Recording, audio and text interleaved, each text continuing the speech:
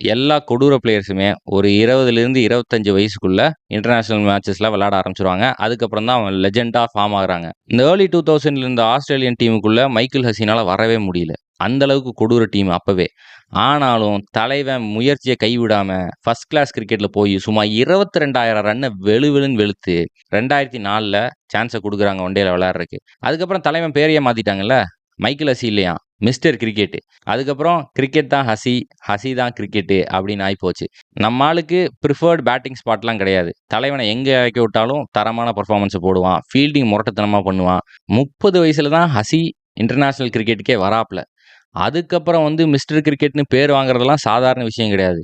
Michael பெவனு கொடூர finisher. கிட்டத்தட்ட ஒரு மைக்கேல் பெவனோட ரீப்ளேஸ்மெண்ட் மாரி தான் ஹசி வந்தாப்ல.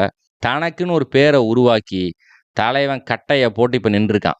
ஃபீல்டிங்ல மைக்கேல் ஹசி எங்க இருக்கான்னு நீங்க பார்க்கணும்னா, மூக்கு ஃபுல்லா வெள்ளையா இருக்கும், வாய் ஃபுல்லா வெள்ளையா இருக்கும். தலைவன் எங்கேயாவது நின்னுட்டு இருப்பான்.